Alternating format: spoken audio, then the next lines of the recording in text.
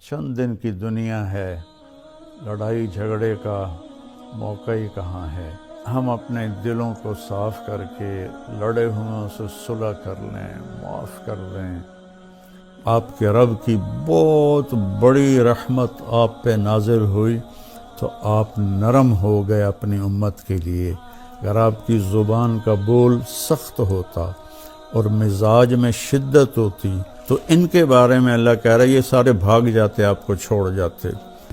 میرے اللہ نے فرعون کے پاس موسیٰ علیہ السلام کو بھیجا۔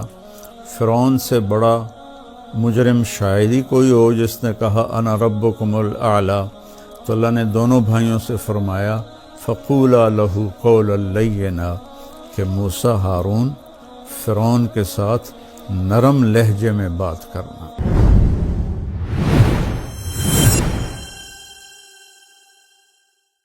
بسم اللہ الرحمن الرحیم، الصلاۃ والسلام علی رسولہ الکریم، اما بعد۔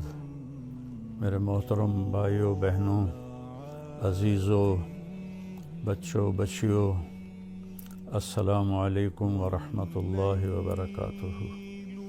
رمضان روزہ بہت بڑا عمل ہے۔ اللہ تعالیٰ نے فرمایا کہ روزے کا بدلہ میں خود ہوں، اور ایک جگہ فرمایا کہ میرے نبی نے کہ کوئی جانتا ہی نہیں ہے کہ روزے کا ثواب اللہ نے کیا رکھا ہے۔ تو اللہ ہمیں توفیق دے روزے رکھنے کی۔ تو اس سے پہلے ہم اپنے دلوں کو صاف کر لیں۔ کسی کی نفرت ہے اس کو صاف کر دیں، بغض ہے، حسد ہے، کینہ ہے۔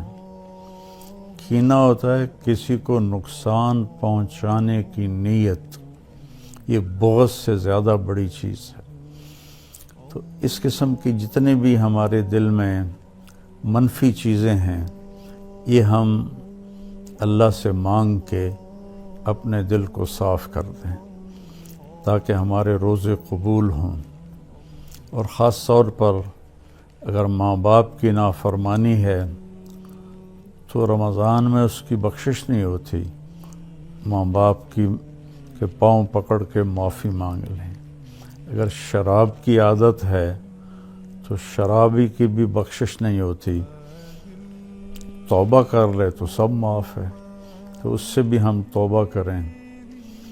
اور رشتہ داروں سے برا سلوک ہے تو اس سے بھی ہم توبہ کریں اور ان سے ملیں، جا کر جھک جائیں۔ اور جھک جانے میں اللہ نے عزت رکھی ہے۔ اور کسی کے بارے میں دل میں کینہ ہے، یعنی اس کو نقصان پہنچانے کی نیت اور ارادہ ہے، اس سے بھی توبہ کریں تو انشاءاللہ ہمارے روزے اللہ کی بارگاہ میں قبول ہوں گے۔ آخری رات اللہ فرماتے ہیں کہ دن کے روزے اور رات کے قیام کی وجہ سے میں نے ان کے سارے گناہ معاف کر دیے۔ اور اللہ تعالیٰ نے ہر امت پہ روزہ فرض کیا ہے۔ ہمارے لیے روزہ آسان کیا ہے کہ ہمارے لیے سحری بھی ہے اور ہمارے لیے افطاری بھی ہے۔ تو اہتمام سے ہم ان روزے رکھیں اور کوشش کریں کہ پیٹ بھر کے نہ کھائیں تاکہ جسمانی فائدہ بھی ہو، روحانی فائدہ بھی ہو۔ اگر ایک مہینہ پورا ہم اس طرح روزہ رکھیں کہ ہمیں ظہر سے بھوک لگنی شروع ہو جائے تو پورے مہینے میں ہمارے جسم کے اندر جتنی بھی کثافتیں اور غلط چیزیں جمع ہیں وہ ساری دھل جاتی ہیں اور صاف ہو جاتی ہیں۔ تو رمضان کا مطلب ہے جل جانا۔ تو رمضان اور جل جانا اور روزہ، اس میں مناسبت یہ ہے کہ جوں انسان روزے رکھتا چلا جاتا ہے اللہ اس کے گناہوں کو جلاتا جاتا ہے یہاں تک کہ آخری رات اس کے سارے گناہ جلا کے اسے پاک اور صاف کر دیتا ہے۔ تو ہم اپنے دلوں کو صاف کر کے لڑے ہوئے سے صلح کر لیں، معاف کر دیں۔ چند دن کی دنیا ہے، لڑائی جھگڑے کا موقع ہی کہاں ہے۔ چند صبحیں ہیں، چند شامیں ہیں، بہت سی بیت گئیں، تھوڑی باقی ہیں۔ بہادر شاہ ظفر رحمۃ اللہ علیہ کا شعر ہے، ان حسرتوں سے کہہ دو کہیں اور جا بسیں، اتنی جگہ کہاں ہے دل داغدار میں۔ تو دل داغدار میں اللہ کی محبت اور اللہ کے رسول کی محبت اور اللہ کے بندوں سے محبت اپنائیں تاکہ ہمارا ہر عمل قبول ہو اور اللہ تعالی ہم سے راضی ہو۔ اور دوسری بات یہ ہے مالدار حضرات کے لیے کہ زکوٰۃ کا تو ضرور اہتمام فرمائیں، بہت غربت ہے اور بہت مہنگائی ہے، ہمارے گناہوں کی سزا ہے کہ مہنگائی کا عذاب ہے ہمارے اوپر۔ جو اللہ ہی ٹالے تو ٹالے، تو ہم سب اللہ کی بارگاہ میں توبہ کریں اور کھل کے مال خرچ کریں، زکوٰۃ بھی دیں، زکوٰۃ سے بڑھ کر بھی دیں، اور ڈھونڈ ڈھونڈ کر خاص طور پر ان لوگوں کو جو سوال نہیں کرتے اور گھر میں فاقہ ہے، انہیں تلاش کر کر کے ہم اپنا مال خرچ کریں کہ جو ہم نے خرچ کر دیا وہ ہمارا ہو گیا، جو ہم نے بچا کے جمع کر لیا وہ مرتے ہی پرایا ہو گیا، پتہ نہیں اولاد کا ہے یا کس کا ہے۔ تو زیادہ سے زیادہ اللہ کے نام پر مال خرچ کریں، غریبوں کو ان کو ڈھونڈ کر، مریضوں کو، روزہ رکھنے والے روزہ رکھ نہیں سکتے ان کو ان کی امداد کریں۔ ہماری فاؤنڈیشن بھی اس میں بہت اللہ کے فضل سے کام کر رہی ہے، تو ہمارا بھی کچھ تعاون فرمائیں فاؤنڈیشن کا، تو اللہ تعالیٰ آپ کے اس مال کو جہنم سے بچاؤ کا ذریعہ بنائے گا۔ تیسری بات یہ کرنی ہے کہ ایک اپنی زبان کو لگام دینا سیکھ لیں کہ اس زبان سے، میرے نبی نے حضرت معاذ ابن جبل سے فرمایا، معاذ الا انبئک بملاک ھذا کلہ، معاذ میں تمہیں لمبی چوڑی نصیحت فرمائی تھی کہ ساری نصیحت کا میں تمہیں خلاصہ بتاؤں؟ انہوں نے کہا اجل یا رسول اللہ، ضرور یا رسول اللہ۔ تو فاحوا باصبعیہ الی لسانہ، تو اپنے زبان کو باہر نکالا اور یوں کینچی بنائی اور اس کو یوں پکڑا، اور پھر فرمایا کف ھذا، اے معاذ اپنی زبان پہ قابو رکھنا۔ وہ کہنے لگے یا رسول اللہ انؤاخذ بما نقول، جو ہم بولتے ہیں اس کا بھی حساب ہے؟ تو آپ نے فرمایا سکلت کا امک یبن جبل، ارے جبل کے بیٹے تیری ماں تجھے روئے۔ وَهَلْ يَكُبُّ النَّاسَ فِي نَارِ جَهَنَّمَ إِلَّا حَصَائِدُ أَلْسِنَتِهِمْ، تمہیں پتہ ہے سب سے زیادہ جہنم میں دھکا دینے والی اس زبان ہوگی، اس کا گندا بول، گالی گلوچ، غیبت، جھوٹ، بہتان، نفرت کے انداز میں بولنا، حقارت کے انداز میں بولنا، ملازموں کے ساتھ گالی گلوچ کرنا، آپس میں گالی گلوچ کرنا، اور خاص طور پر میں جو حضرات یوٹیوب پر بیٹھ کے دین کے درس دے رہے ہیں ان کے آگے ہاتھ جوڑتا ہوں، اللہ کے واسطے اپنی زبان ٹھیک کرو، اپنی زبان ٹھیک کرو، اپنی زبان ٹھیک کرو۔ ایسے میرے نبی کے بارے میں آتا ہے ما کان فاحشا متفحشا، میرے نبی کبھی بھی بدخوئی اور بد کلامی کرنے والے نہیں تھے۔ اور میرے اللہ نے فرمایا فَبِمَا رَحْمَةٍ مِّنَ اللَّهِ لِنْتَ لَهُمْ وَلَوْ كُنْتَ فَظًّا غَلِيظَ الْقَلْبِ لَانفَضُّوا مِنْ حَوْلِكَ، میرے محبوب آپ کے رب کی بہت بڑی رحمت آپ پہ نازل ہوئی تو آپ نرم ہو گئے اپنی امت کے لیے۔ اگر آپ کی زبان کا بول سخت ہوتا اور مزاج میں شدت ہوتی تو لنفضوا، افراتفری میں جب لوگ بھاگتے ہیں نا تو اس کو انفزاز کہتے ہیں۔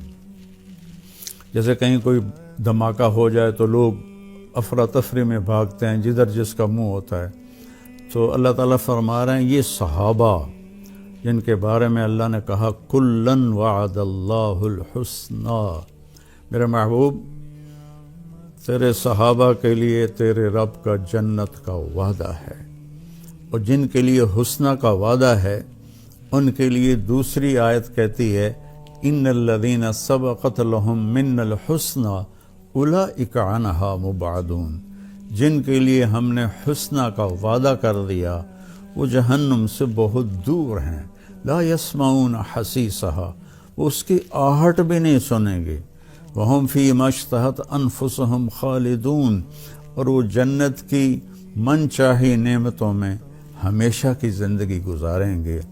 یہ ٹائٹل، یہ اعزاز، یہ خوشخبری صرف میرے نبی کے صحابہ کے لیے، چاہے وہ مہاجرین سابقین اولین ہوں، چاہے وہ درمیان والے ہوں، چاہے وہ طلقاء ہوں جو مکہ پہ ایمان لائے فتح مکہ پر، سب کے لیے میرے اللہ نے جنت کا وعدہ فرمایا۔ تو ان کے بارے میں اللہ کہہ رہا ہے یہ سارے بھاگ جاتے آپ کو چھوڑ جاتے۔ تو بھائیو اکثر میں تو سنتا ہی نہیں ہوں، میرے سر میں درد رہتا ہے، لیکن کبھی کبھار کان میں پڑ جاتی ہے بات تو اتنا شدید لہجہ ہوتا ہے اور اتنا حقارت آمیز لہجہ ہوتا ہے اور اتنا نفرت سے بھرا ہوا ہوتا ہے، خاص طور پر مذہبی معاملات میں اور اختلافی مسائل میں اس قدر وہ آتش فشاں پہاڑ بن جاتے ہیں کہ ان کے منہ سے آگ نکلتی ہے۔ تو میرے نبی کی زندگی سیکھو کہ آپ نے کس طرح نرم رویے سے عرب کے سارے بت پرستوں کو رام کیا، اور اللہ تعالیٰ نے فرمایا کہ جاہد الکفار والمنافقین واغلظ علیہم، ان کے ساتھ آپ جہاد کریں، منافق اور کفار کے ساتھ، اور ان پر شدت اختیار کریں۔ لیکن آپ دیکھیں سیرت النبی میں کہ آپ نے عبداللہ بن ابی کو بھی کبھی برا نہیں فرمایا اور منافقین کو بھی کبھی برا نہیں فرمایا، اور آپ کی زبان سے کسی کے لیے دکھ بھرا بول نہیں نکلا۔ تو میں سارے بھائی بہنوں سے کہتا ہوں یہ وبا، یہ بلا ہمارے گھروں میں ہے، عورتوں میں ہے، مردوں میں ہے۔ صرف خطیبوں کی بات نہیں کر رہا، خطیب چونکہ ممبر پہ لوگوں کو خطاب کر رہا ہوتا ہے یا وہ یوٹیوب پہ لوگوں کو خطاب کر رہا ہوتا ہے، تو اس کی زبان میں اگر زہر ہو تو وہ کیا دین کا کام کر رہا ہے؟ وہ کوئی اور ہی کر رہا ہے، دین کا کام نہیں کر رہا ہے۔ میرے اللہ نے فرعون کے پاس موسیٰ علیہ السلام کو بھیجا۔ فرعون سے بڑا مجرم شاید ہی کوئی ہو جس نے کہا انا ربکم الاعلی، تو اللہ نے دونوں بھائیوں سے فرمایا فقولا لہ قولا لینا، کہ موسیٰ ہارون فرعون کے ساتھ نرم لہجے میں بات کرنا۔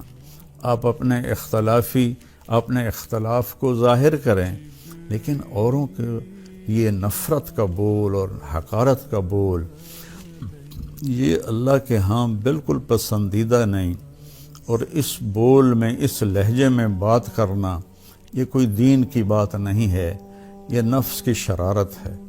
تو میری آپ سے گزارش ہے میٹھا بول بولیں، اگلے کو عزت دیتے ہوئے اختلاف رائے کریں، نہ کہ نفرت و حقارت کے شعلے برساتی ہوئی زبان ہو اور اگلوں کا دل چیر کے رکھ دے، اور سارے گھر میں مستورات اور مرد سب سے کہتا ہوں کہ اپنی زبان کے بول کو میٹھا کر لیں، اپنے نوکروں نوکرانیوں کے ساتھ خاص طور پر درگزر اور نرمی کا معاملہ کریں، سختی کا معاملہ نہ کریں۔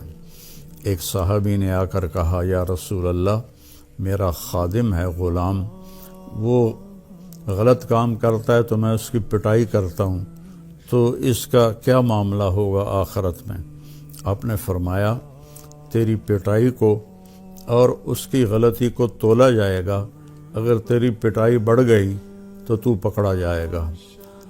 اور تو وہ زارو قطار رونے لگے اور کہنے لگے، یا رسول اللہ، اس کا یہی علاج ہے کہ میں اسے آزاد کر دوں۔ تو انہوں نے اپنے غلام کو آزاد کر دیا۔ تو میری منت ہے، اپنے بچوں کے ساتھ کبھی طنز والا بول نہ بولیں، بیوی کے ساتھ کبھی طنزیہ بول نہ بولیں، طنز مار دیتا ہے، تانا مار دیتا ہے۔ اپنے خامند کے ساتھ کبھی طنزیہ بول نہ بولیں، ماں باپ کے ساتھ خاص طور پر کبھی ایسا بول نہ بولیں کہ ان کے آنسو نکل آئیں یا ان کا دل ٹوٹ جائے۔ ماں باپ کی فریاد سارا مقدر بگاڑ کے رکھ دیتی ہے، اور ماں باپ کی دعا بیڑے مقدر سنوار دیتی ہے، وہاں تک پہنچتی ہے جہاں کوئی شے بھی نہیں پہنچتی۔ اپنے بہن بھائی، اپنے دوست احباب سب کے ساتھ محبت بھری بات کریں۔ کبھی کوئی ہو جائے بول ایسا انسان ہے تو پھر فوراً معافی مانگ لیں، اس سے معافی مانگ لیں۔ میں قربان جاؤں، جنگ خندق میں جب شکست ہوئی پہلے تو صحابہ بھاگے، تو ایک صحابی کا پاؤں میرے نبی کے پاؤں پر آ گیا، تو وہ جوتا جنگ والا تھا، سخت، تاکہ تلوار اثر نہ کرے۔ تو آپ کے پاؤں پہ وہ اس کا پاؤں آیا تو آپ کو درد ہوا، تو آپ کے ہاتھ میں چھوٹی سی چھڑی تھی، آپ نے اس کو ایسے ماری اور کہا، اوجعتنی، تو نے مجھے تکلیف پہنچائی۔ چھوٹی سی چھڑی، انہوں نے زرہ پہنی ہوئی ہے، زرہ پر تو تلوار اثر نہیں کرتی، اس چھڑی نے کیا اثر کرنا تھا؟ تو اس صحابی نے وہ سن لیا کہ میرے نبی فرما رہے ہیں اوجعتنی، تو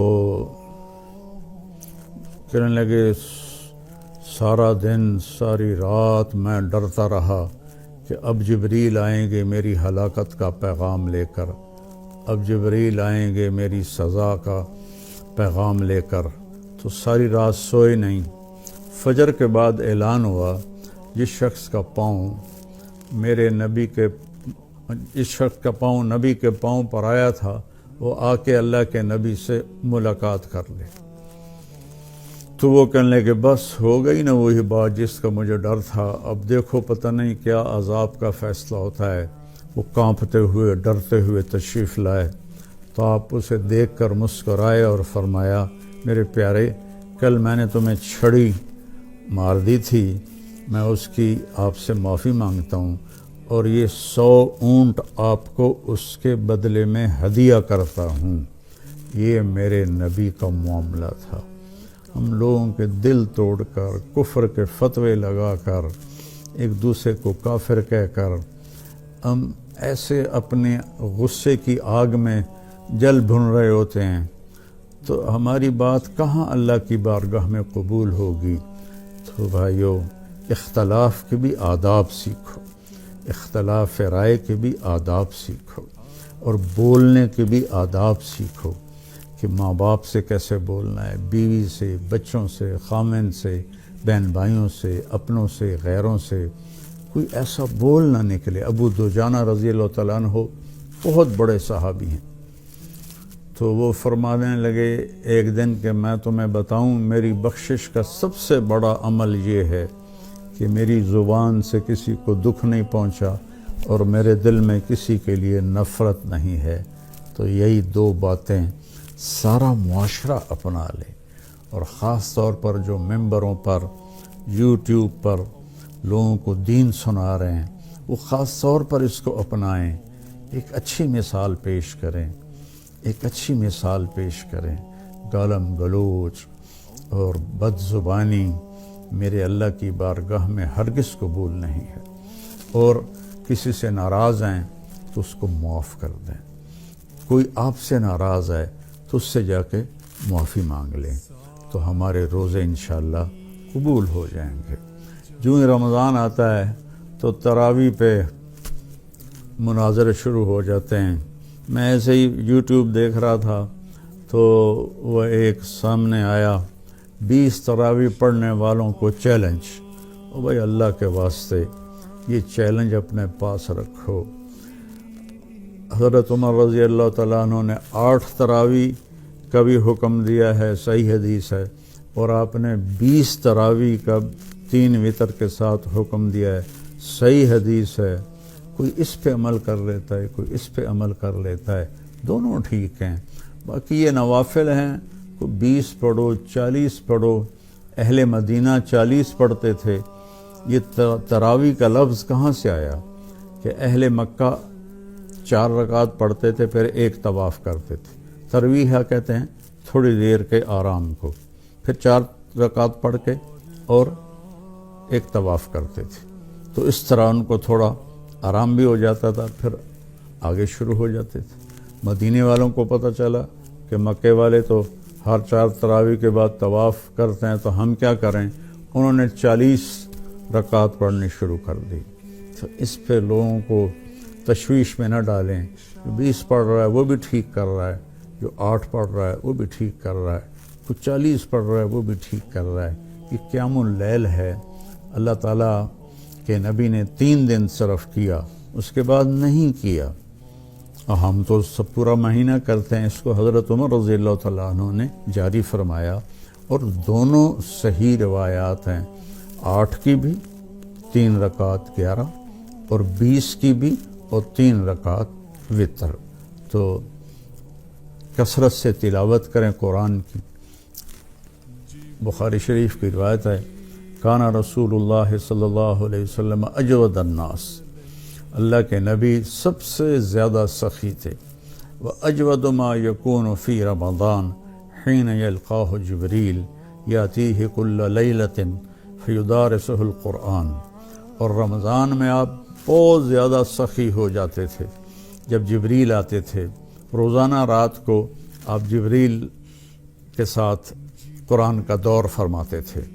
تو یہ واحد نبی ہیں جن کے پاس اتنی کثرت سے جبریل تشریف لائے، ہر رات تشریف لاتے تھے۔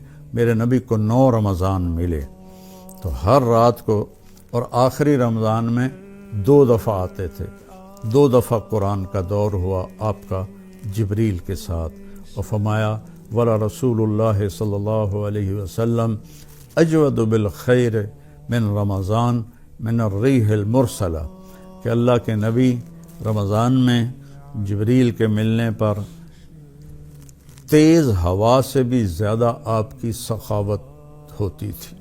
تو میں مالداروں سے کہتا ہوں سخی بنیں، صرف زکوٰۃ دے کے مطمئن نہ ہوں، زکوٰۃ سے اوپر بھی خرچ کریں، اللہ آپ کا رزق بڑھائے گا۔